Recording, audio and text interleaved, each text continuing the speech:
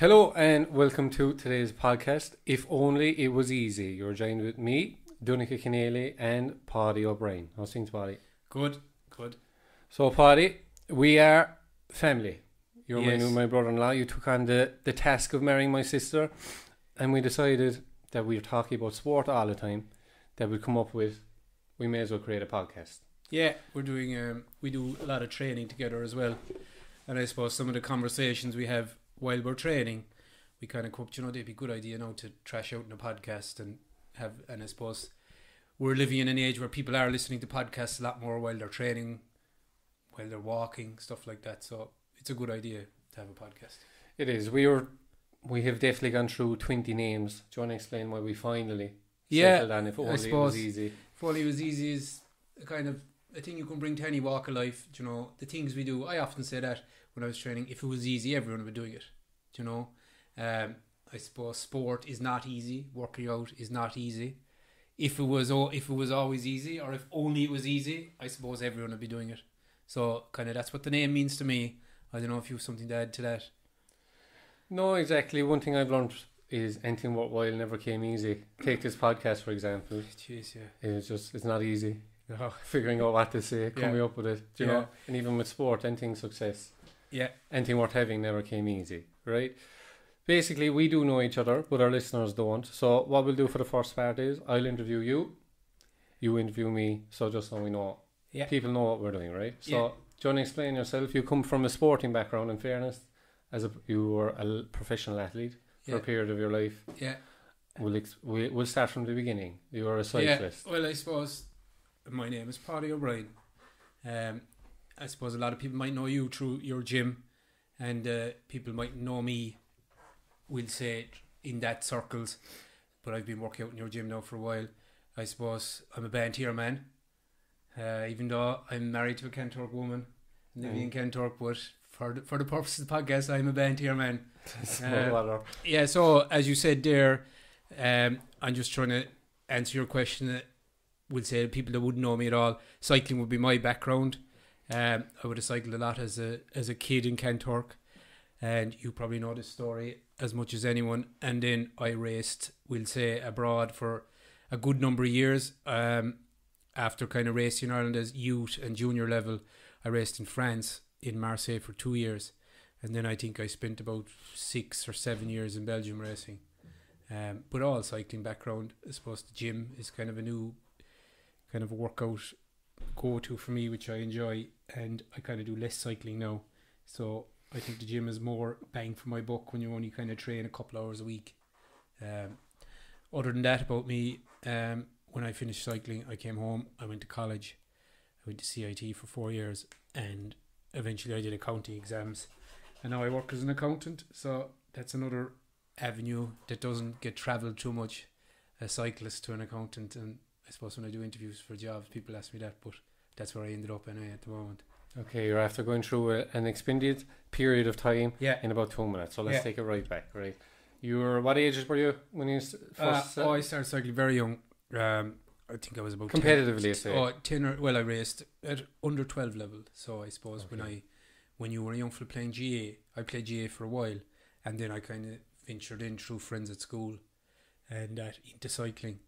And then cycling is unique in Kentorp. It's a very popular sport in Kentorp. Yes, other parts of the country it mightn't be. There's a big club in Kentorp, especially a youth club. Kentorp is very good. There's a club for everything. And Denny Curtin here in Kentorp runs one of the best clubs in Ireland. So for me to get involved in cycling, I was in a good place. How does cycling become a career? I've never asked you this. Yeah, you just keep winning races. Yeah, it kind of evolves, and then you get opportunities. I suppose maybe we had a few extra opportunities because we were Irish. So when I raced abroad as a professional, it was on an Irish team.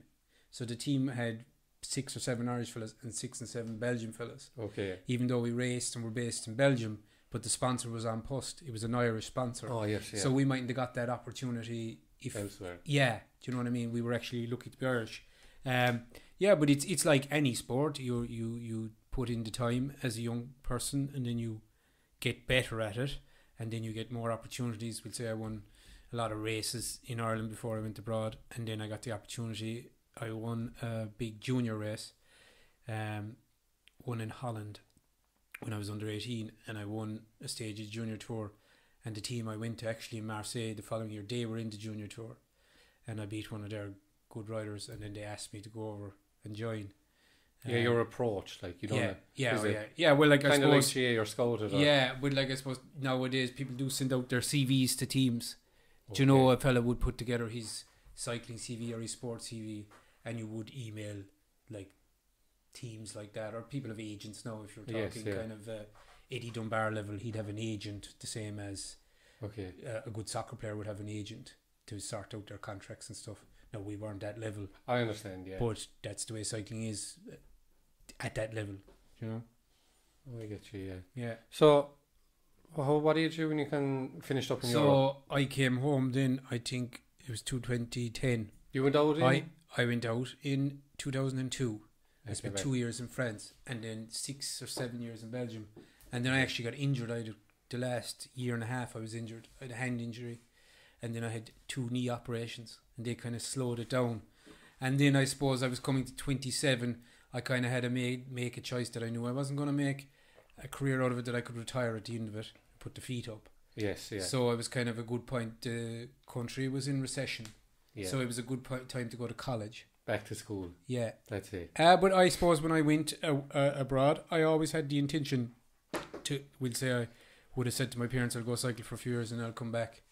And then the few years just went a bit longer. But I was always going to come back and do some sort of education. So you go from cycling, dealing with people out in the open, huge social interaction. Yeah. And you go, do you know what, I think I'm going to be an accountant. I know. Jeez, yeah, that's a looking in numbers. It's something I asked myself now a lot. But I did it in school, and I like doing it, and there's good opportunities in it, good careers in it, so I decided to do that. And that's where I'm at. But I suppose as a sports podcast now, we won't go down that route. We won't. But still, you know, that's not easy either. No. Anyway, in relation to, I'm after showing you another side of the fitness world of weight training. Yeah.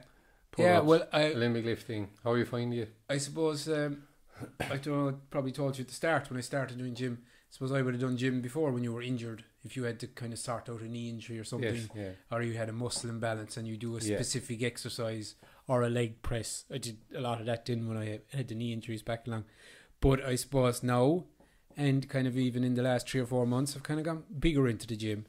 And the Olympic lifting and that, it's tough. It's different. It's a totally different sport. It's eye-opening for you. Yeah, but it's very enjoyable, you know, and it's like we're lucky to have the gym here in Kanturk where you can do those kind of things, you know. I understand. Quality coaching. Quality coaching, of course, yeah. Tell me, one thing I wanted to ask you, and I noticed at the start, was that when you came training with me first, you know, you were kind of afraid, not afraid, but upper body. Yeah. You know, cyclists, because it's probably not necessary. Yeah. That you didn't want to do too much. Yeah. But like, how have you, now you're the other side? Yeah, well, I think that's one extreme to the other extreme. Like, we'd say, I would probably consider you to be too big of an upper body to be an endurance cyclist, we'll say. Okay. But there's definitely, like, you do specific upper body routines. But I definitely think a cyclist should be doing upper body work. Like, it's important for your core and that. But I suppose when I did start the gym, I was in the mind frame of being a cyclist. It's hard to go away. 6 years ago, probably. It's hard, like, you probably look at doing too much endurance now as being, geez, that's not going to be good for the gym. If I told you, from your weight, let's go run 20k or let's go, you'll be breaking down too much. But that's just a mentality thing. But I like it so far. That's the job. I think that's enough about me. We know enough about you, right? I'll hand it over. You take the lead now. Yeah. And explain myself. I suppose maybe most of the listeners would know more about you than they would me through the gym and that. So, like, if you want to kind of give a general, your background, how you got into the gym, how you came to opening a gym in Kanturk, and maybe a little bit after you kind of talk about yourself, maybe a bit more about the gym. But yeah, so for any people that know me, it's hurling. Hurling is my game. Was my game all my life.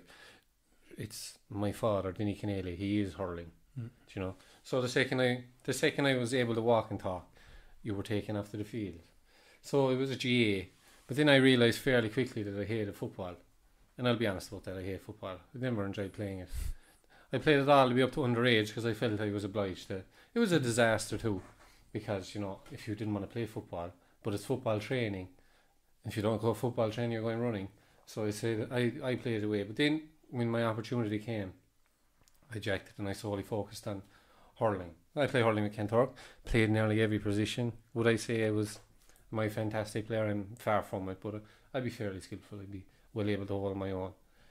I enjoyed hurling all the way up to a point until I'd say I can remember I was about 15 years of age, and my friend Mark Healy, shout out to Mark, was involved in Munster Rugby, and he first introduced me to weight training.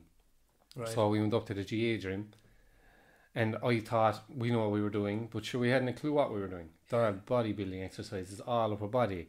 I didn't do any leg weights because I hated them. Yeah. And I felt my running was my leg weights, like, you know what I mean? Right. Back squat, forget about it. You're pure green, so pure green, but all bench, bicep curls, you know, pull up, shoulder press. But I loved it, and the main reason I loved it is because I was always poor at the running aspect of training. So and the strength and conditioning was just coming in at 16, say. So after every training, you do 10 minutes of running, 10 minutes of sprints or whatever, and you know, I was always near the back. And I used to always think to myself, like, I'm terrible, like, I'm such a bad athlete. Do you know what I mean? I'm always at the back. But then the weights were coming in. Then gym work was starting to come in. Into the training program. Do you know, like, I was dicking around with the boys, say, Joe Carver, Ian Walsh, James Fitz, all of those, and they were able to bench 40 kilo, do you know, but I was able to bench 60. Yeah. And I was like, hold on, I'm onto something here. Yeah. Do you know, they were able to do 4 pull-ups. Yeah. I was able to do 6. Yeah. And I was like, do you know, I'm good at this, like, do you know, that's when it hit me. And then I fell in love with training there and then. And it was always something I knew I was good at. And then it started to take over. I became obsessed. I couldn't stop thinking about weight training. Couldn't stop thinking about fitness. I looked up everyone, from strongmen like Eddie Hall, Brian Shaw, Hafthor Burnson, all of those, to CrossFitters, to Olympic lifters, to gymnasts. I just became obsessed, looking at everyone. And what started to kill me was, when I was 16, I was thinking I'd go, my weight training and gym training would help me on the field. But every year I got older, the gym was starting to creep up and creep up and creep up. And then I got to the stage where the GA training was taken away from my gym training. Yeah. You know, and so you had a decision to make. I had a decision to make. But you see, in the background too, wasn't Kentork hurling very successful? So it's hard to kind of... But sure, it's hard to get away from a thing that has good momentum and successful too. No, don't get me wrong, I love playing hurling. I love playing the games, but we had a very successful year in 2018. We won the All Ireland in Premier Intermediate, and I was wing forward. And I could not be more grateful to be a part of that team and to have the success with them. I have an All Ireland medal, I have a Munster medal, and I have a county medal. Yeah, well earned, hard work was put in for it. Yeah. I appreciate that more than everything. But I just, do you know how you just know there's something inside you, like, you were getting the call. I was getting the call. Yeah, exactly. Like, I just wanted to be. We'd go running. Say we do hard running there in January, February, and I'd rather be in the gym doing 5x5 back squat. You know what I mean? Yeah. And then I just came to a point where I ended up hating hurling. I actually ended up hating it for a finish. Yeah. So, and I said, this isn't good, like, this isn't good, sure, you be anxiety creep you up, stress creep you up. Yeah. And I said, we played, I went back playing, I didn't want to go back, and I said I will go back, I'll give it one last year, because I had a bad year on my shoulder injury, that's a story for another day. But I went back, and I played well, I was playing well, I worked hard, and I remember, was it the 29th of May, we're playing Middleton Senior Hurlers in a league game. And I was playing well now, so there was no complaints. I went up for a high ball, I landed on my ankle wrong. I had ligaments in my ankle, and they put me out for 12 weeks. And I just never went back, to be honest. And did it put you out of all gym work as well? It did, see, and that was the kicker. Yeah. That was the nail in the coffin, no. Yeah. Do you know? Yeah. It's after take you away from something I wanted to do. But did you feel you were coming to an age where the hurling was going to have to kind of slow down anyway, or do you think a hurler can play on to his 30s? Do you know what I mean? Like they can. It's just the motivation wasn't there. yeah, I think the All Ireland was such a great success. It took so much to achieve. yeah, I just don't know. I don't know. Personally, I don't think I was willing to commit to that level to GA anymore. right, Which people listening won't be able to relate to. yeah. But I just I Yeah. couldn't. I just could not commit like that anymore. It ran its course type It thing. had, yeah, and it's not that I was, and I fell out with no one, Yeah. but I just had other things I wanted to do. I wanted to open the gym, Yeah. which is after But coming how? to flourish. Yeah. So we'll say, how did you go from your passion of gym work to pull you away from another passion of hurling and to Yeah. pull you into opening a commercial gym? How did that go about? Like, Because I did my leaving cert in 2013, and I went to UL for 4 years and became a metalwork and technical graphics teacher. But did I don't know. You see, I'm all about love. Did I love that either? You see, Yeah. I did love it. I did enjoy it as well. But it's just that, like, I think I've expanded my mind mentally. I've expanded like into other areas of fitness and weight training. yeah, You know, and I knew there was a huge opening in Kentork, and I love coaching, yeah, and I love training, and I love teaching, and I love, so I said, why don't I just merge the three? So September 2020, I took the plunge. Now I was working in the facility in Kentucky for over, maybe 12 months. yeah, Because thankfully the metalwork and woodwork was go behind me, so it was fairly handy. I did it all up myself. Went away, set up the gear, threw all the gear in, opened up. And it was going well. How do you like the coaching then? Do you like the coaching? Yeah, I love side it, of yeah. I love it, yeah. Because obviously you've two aspects of it. Well, from what I know, you've the kind of, you could nearly call it a playground where you can work out yourself, which you kind of would have had at home Yeah. before you moved to Kentucky to the gym. And then you have the coaching aspect. But like, do you find the coaching rewarding? Like when you see people come in? Progress is addictive. Yeah, Where you see someone coming in and their mobility is poor, or Yeah. their back squat is weak, yeah. but then they put their head down for 6 weeks, and then you can clearly see that improvement. And come here, do you have people that come into the gym that would be kind of starting day scratch with nothing, as well as people that Yeah, you might would, yeah, you've have all be levels, good at yeah. the GA gym and come in? You'd have all levels come in, would you? Oh, you would, Yeah. definitely, yeah. It's all aspects, like, yeah. Yeah. Different goals in though, different, Yeah. you know. Yeah, but I suppose that's kind of sign of a good coach. Yeah. Whereas Like- you have people that are obsessed with the weight, I call it weight, like losing weight. Yeah, They don't care how they get there, just Yeah. their number wants to come down. yeah. But other people then want to look at areas, they want to get Stronger in certain things. So Yeah. you just tinker tailor. Yeah. And then you have cyclists coming in who don't want to lift an upper body weight. Exactly, yeah. But see, they'd be motivated in, they're all cardio based, all legs, like, Yeah, yeah. So I just program my class, and you try and hit the middle, like, keep everyone happy. And I suppose the only bother with the gym now at the moment is this lockdown, Yeah, which isn't. not ideal. Yeah, Not ideal. very good. It's explaining myself, that's Yeah. about it, bud. That's about 27, gym owner, qualified teacher, spending the lockdown training and walking my dog now. Yeah. It's about the height of it. Yeah. But then, let's move away from us now. They know Yeah. who we are. So I Right. suppose like that's kind of what you might call the introduction podcast that hopefully we never have to go back. Not that we never have to go back, but I suppose for my cycling was 6 or 7 years there in 5 minutes. Yeah. But I suppose that'll come out. We'll have In the terms stories of- that explain. Yeah, like, and I suppose as we do kind of mentality and stuff like that across the podcast, yeah. I reckon that there'll be stories in that cycling that you'll get a bit better insight. So I'll ask you to explain what's the idea behind the podcast? Why did we decide to? Well, I think like I listen to a lot of podcasts. You probably listen to a lot of I do, podcasts yeah. too, and Yeah. like you might take a snippet out of a podcast you listen to and a snippet out of another podcast you listen to, and they can actually improve your training or Absolutely, improve your life almost. yeah. We'll say, or just podcasts you want to have a laugh over. So like I think maybe this podcast, like I don't know anyone locally who does a podcast.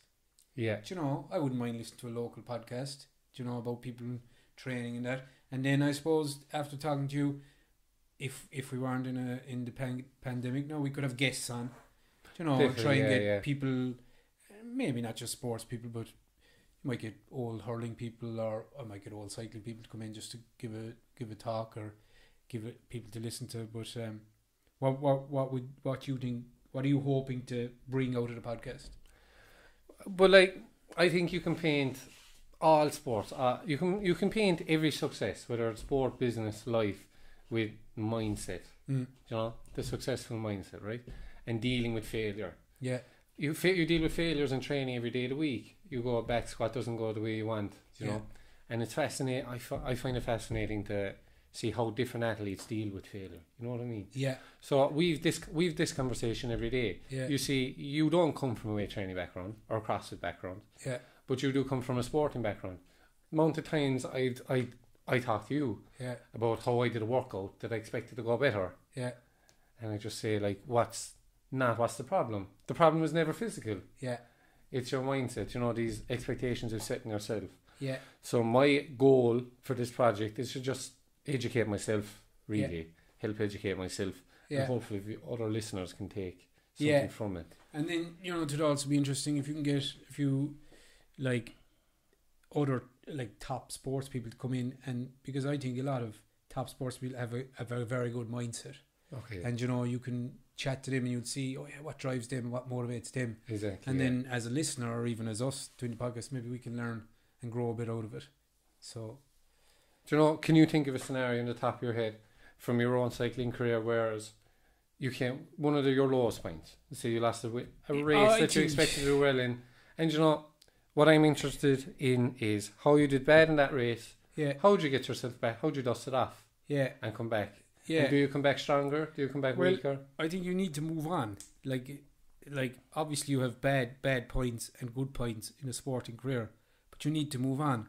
But I suppose, like, when I was cycling, and if I had a goal, like, a lot of the steps to that goal would have been just you. So like you would have raced to a goal. So we'll say this race and this race weren't as important as the race in a month's time. Okay. But we'll say if the goal was a month's time to finish a top 5 in a big race, or a top 3 in a big race, or that. And if I didn't, it's almost easy if you do achieve it, because you don't. It's not that you don't learn, but you're happy camper and you go away. But I'd say there would have been times where it doesn't. But I would have been big into making lists, so I would have made, because I have another thing is what you write down gets measured. Yeah. If you don't write it down, it doesn't get measured. So I would say I would have a race where I wanted to do well and it didn't work. Then you try and say why it didn't work, and you might write down, I did this wrong, I did that wrong, I was all nervous the night before, couldn't sleep for 3 nights before it. Yeah. And you'd step back, and then the next goal I go to, I'd pull out the list. Okay. Yeah. 3 or 4 weeks, and I'd say whatever I do at the end of this, so you'd have 2 goals. You'd have the goal of the result, and you'd have the goal as this list is not going to be on the list the next time. Yeah, that makes very sense. Do you know what I mean? That makes good sense. Yeah. So, and like, it took me a while to learn that, but that's why I went away last year with an international cyclocross team. Okay. And there was 3 juniors and an under-23 racer in it, and I went as the mechanic helper. The manager was from Mallow, and he asked me to come along, and I did. And that's the one thing I told him going home. I says, you did great, you did fantastic week, you did your best, but make the list on Monday night. What would you change? You can't go back. What would you change? These kids are 17. Yeah. If they start making the list at 17, like, it took me a few years. Yeah. Self-analysing, no. Yeah. Like, if I said to you, we'll go down to the gym and we'll do a workout. And even if you broke it down, forget about the goal, just a workout. Yeah. And you just took out your diary and you wrote down, you did the back squat and you did the weight and you did the push press and you did the weight. And then if you just wrote down a little asterisk, I would prefer to, or I would change this, I would change that. You kind of grow a little bit of an encyclopedia of knowledge. Yeah. Now, it works better if it's big things. It's not going to work so good per session. But we'll say that would have been a one that I would have learned that, geez, I think is very good, you know? Definitely, yeah. Any bit of advice you ever given? Don't know how you gave those 16-year-olds advice. Yeah. Were you ever given advice that stuck with you? Oh, yeah. Like, I suppose, like, my generation cycling was, we were a generation of doing hours of cycling, kilometres cycling is how you would have measured it. And the new generation would be measuring intensity. They have a power meter on their bike that tells them watts. So, yeah. Yeah. So, and it's a way more holding scientific. a number of watts. Whereas, like, that came in at the end of our career, and I think I went from training, we'd say my last 2 or 3 good years, from training 30 hours a week as a full-time rider. Then I came back, I went to college in Western Ireland. I was doing about 12 hours a week. Because I was way more specific, I actually went better. So I suppose that's using a tool and more specific and listening to coaches. Quality versus but quantity. like, if you go to the mindset thing, I think you need to move on. You need to have a process in place where you can move on. There's no one race. Do you know the saying? There is a saying there, you're only as good as your next match. You're only as good as your last one. Yeah, it's your last one is the most. Or they say it's your last one. I think that's wrong. Your last one's gone. So if you win the last one, that's gone, man. It's the next one. It's not worth anything to you. It's worth F all to you. It's the next one and the next one. So I got it wrong there. You're only as good as your last race. That you're not. You're only as good as the one in front of you. The one behind you is gone. Nice. Nuggets of gold on the Nuggets first of gold, mate. Nuggets of gold on the first episode. Nice one. What have I learned from why I want to talk about mindset is I think it was the biggest failing in my GA career. Yeah. I let everything get to me too much. Do you know? Whereas I played bad and other people would shake it off. I'd be thinking about it for the week. Yeah. And then, do you know, and then you'd go into a game. Instead of going into a game now thinking, I'm going to enjoy this, I'm going thinking, I can't play bad today. Yeah. You know, I can't play bad today. And then first ball, your man overturns you, takes the ball, drives it down the field. You're thinking, oh my God, it's deflated. It's happening again. I'm shocking here. Yeah. And all my life, that was all the way up. Good performance, terrible performance, terrible performance, good performance, terrible performance. I was never consistent. Yeah. Until I did intermediate league final. But would you have said that the obstacles there were mental opposed to physical? 100%. Okay. My mind was all over the place, and I was never confident. I was never ever confident going into a game. Whereas if I went in, first ball, controlled it, did something good, I was on to a winner that day. You know, great game. But if I went in, turned over straight away, or I took a shot and I hit it wide, forget it. They may as well have taken me off. A lot of the time they did. Yeah. You know, he's gone today. No, Dunny's not at the races at all. Right. But you know, you're on one piece of advice, because I was asking you, have you ever got a piece? But I did get a piece. It was off our trainer, Father Dan Donoghue at the time, then older Dan. Yeah. And he said he called me in front of the team. He said, Dunny, you're wasting your time. And you know how someone would say, you're go ahead, like, don't bother doing that, you're wasting your time. He actually said, you know, for how good you are, you're wasting your time. You've only limited amount of games, a limited amount of times. Yeah. And he said, you're living in your head and you're actually wasting games. You know what I mean? Yeah. So then it was just like a revelation in my head. I'd ask, do you know what actually happened to me? I asked myself, who's suffering here? Do you know? Who's actually suffering? The players around me aren't suffering because they're all focused on their own game. The trainers aren't suffering because if they're playing bad, they just whip me off. Yeah. There's all this negative talk, negative mindset. It's only affecting me internally. So I'm the one suffering. Yeah. And so basically I said, F this. Yeah. I started to go tearing into it. No, I didn't turn into a world beater by any means. But performance started to creep up. You start to enjoy the game better. Yeah. Do you know? Now, a game 15th of January, 8 o'clock under lights in the freezing cold, you're not going to attack that game as you would championship day. You know what I mean? Yeah. I've had my lower performances, but that's the one nugget. Yeah. He just told, do you know, all people say, go like, you're wasting your time. Yeah. He actually told me, you are wasting your time. Yeah. And it hit me. And that's when it, do you know, get turned to 25 then. I always think about it. I was playing G8, I was playing hurling, and I said, I'm wasting my prime here. Do I want to be still playing when I have an opportunity to be successful with something else? Yeah. So I took the plunge. That's a bit of advice I would give to someone. Yeah. But I suppose, like, without talking about me and without talking about you, like, how many percent of sport is mental, like how much of it is talent and how much of it is, like, I think if you had to train a guy, the gifted guy who was a fucking nightmare and his head was gone, or the determined guy who was mentally sharp. Who would you take? Oh, the mental guy, the guy sharp, because you could say, I could make him a cyclist. I don't think. Alright, maybe, no, I'm not saying a donkey. You won't turn a donkey into a racehorse. But I mean, alright, talented, better Versus mindset, better good mindset, better mindset all day long. no talent. Well, I take the other athlete. You give me your argument, and I'll give you mine. Like, I think the guy who's tough mentally and will come back, will give it his all, Yeah, is more potential than the guy who has all the talent, the naturally gifted guy, but he's just there today, not tomorrow. For me, the determined guy who's sharp is better athlete.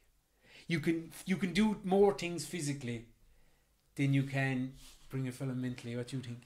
no, I go the other way. You go the other way. Yeah, I would take the talented athlete any day of the week. Yeah. Because what he has, you can't train. You can train mental toughness.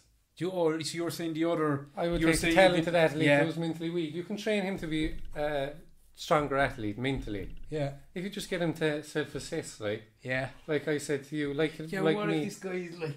Very bad. He wants to do it all. Won't get out of bed. No, I would take the talented guy anyway. You can train mental toughness, like. Yeah. If you ask an athlete why that was very bad today, why? Yeah. And they'll be always able to answer that question. Your race went bad today, why? And there's always a reason. Yeah. There's always a reason. So if you get that athlete to realise why are things going wrong, and if you get them to understand that things can happen. So do you know how if you're a cycling race now, a cyclist breaks in front of you and you don't go on time? I don't really know about cycling. Yeah. If you can teach a fella to just control what you can control, don't worry about him. Yeah, you reel him in. Yeah. There's how many cyclists panic, blow up, or start sulking. But there is that. I think that too, from the sport can be overanalyzed, and a player or an athlete can overthink it. I read the book before. Do you know Eamon Coughlin, the runner? Yes, yeah. So I think he won world championships sometime in the 80s running. Okay. And he used to have a coach from when he was a kid in Dublin. Yeah. And he brought it all the way through his career to world championships from the track. And his coach used to have him when they were running flat out in the Phoenix Park as 14, 15-year-old. The coach used to say to him, ignore the heavy breathing, ignore the pain in the lungs. You're floating. He says, you're actually not on the tarmac. Okay. You're off tarmac. And he used to have that in his head. Yeah. So when he was going absolutely to the limit in a track and field event, he'd go, I'm floating. I'm 2 inches off the tarmac. Yeah. But isn't that powerful? It is, yeah. So when you're busting your gut in a workout, you but they ignore, say that, do you know? Yeah, David Goggins. Yeah. So you know him, yeah. He says you're only, when your body's telling you to stop, you're only 40%. I know we're going airy fair, you know. Yeah. But every athlete says this, every adventurer says this. Your body gets to the stage where it wants you to tell it. Yeah. Are we in a bad way here, or are we alright? It's a coping mechanism. You know, so if you're doing a burpee workout and you're dying, if you convince yourself, come on, I'm not too bad, you'll be able to go 20 seconds. What's that one you have from Mike Tyson on that? Oh, discipline, isn't it? Yeah, it's like discipline. Discipline is doing the things you hate like you love them. Yeah. But if you convince yourself, I'm not too bad, you'll get 20 seconds. Yeah. But if you tell yourself, no, I'm finished here, your body will shut down. Oh, it's gone. Yeah. You know, there's no back. So, but anyway, look, that's the kind of stuff we'll be getting into. We'll say, look, first episode, we can dream. If you had one person you'd like to get on the podcast, who would you like to get on? We'll go Irish and international. Oh, we'll go better than that. We'll go local. Okay, we'll go local, Irish, international. Yeah. From my own sport, I'd like to get Eddie Dunbar from Bantier on for the podcast. I think he is the best sports person we have in Duhala. All right. Do you know what I mean? Sure, I'd love to get him on just to get a bit of insight. He's on the best. He's on the greatest cycling team in the world. Yeah. Yeah, I just think it'd be nice to have a chat with him and just see, like, he's racing at the highest level. He'll be doing Tour de France and Tour of Italy and that, and love to kind of get into not the physical side of it, the mental side of it, and a chat with Eddie and be nice. Local, that's my local guy. Okay. He's international as well. He's international sport, but local. Go Irish. Irish? Yeah. Would you like to get on? Oh, I'd love to get. Jeez, I don't know. But like this could be a person. No, we'll never get on. Like, but sure, we could get him. It'd be nice to get Shane Lowry on. Oh, that'd be a good one. Yeah, I didn't think of him. No. But we'd have to have a few cans. Yeah, it'd have to be McGregor, no. Nah, you couldn't You listen. couldn't talk to You him. couldn't listen to him. No, You couldn't listen to him. Do you know who I'd The like to room- get? The room wouldn't be big enough. No, do you know who I'd like to get? And it's one I've always admired him, is Andy Lee. from Oh, yeah. Limerick. He'd be a good man. Yeah. This I've- is very intellectual. I have a story on Andy Lee. Yeah. Yeah. See it to our listeners here. Andy Lee is my age. Okay. So he's 1984.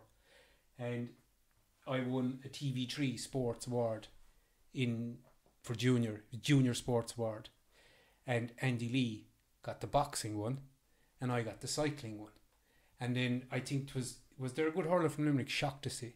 Andrew Shotton. He won the main one. He won the main one. So you had kind of all the sports. Okay. And he won the main one. Yes. And there was a World Championship canoer and I was on the table with Andy Lee. Okay. Yeah. Same table. Now Andy Lee was young fella, same as me. And I had fallen off the bike the week before Yeah. in France. And I had my hand in a sling. And Andy Lee was there and I knew Andy Lee because Yeah. I had kind of followed him and I think he was going to the Olympics. He went to the Olympics very young. What Olympics had it been?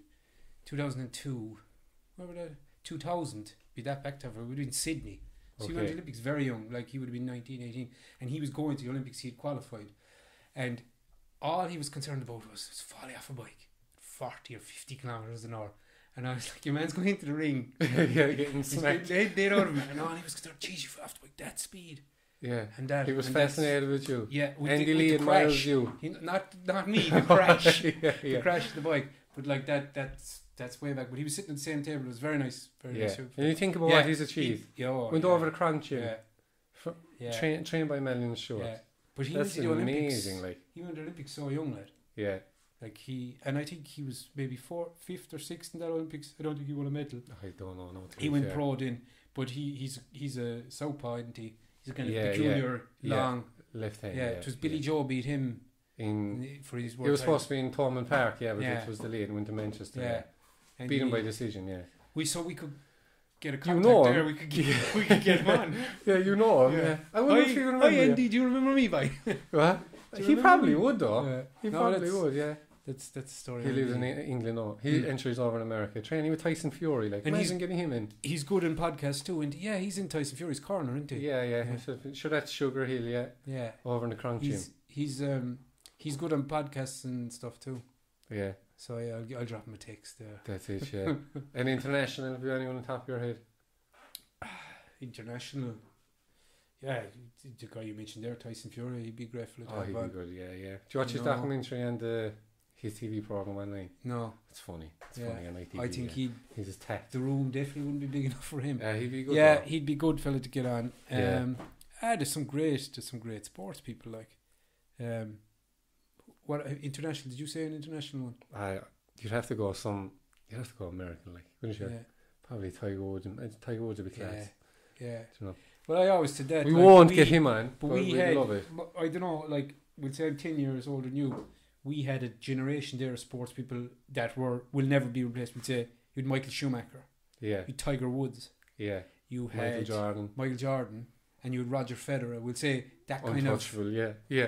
like in a golden era. And then there was a fifth fella you could add into that, but he's got off the list. You had Lance Armstrong. Oh, yeah. Do you know? Yeah. But I mean, you had those four. Like, who are they now? Like, Yeah. I suppose they are in sports, like unbeatable people. Yeah, But trying to think of them. I don't know.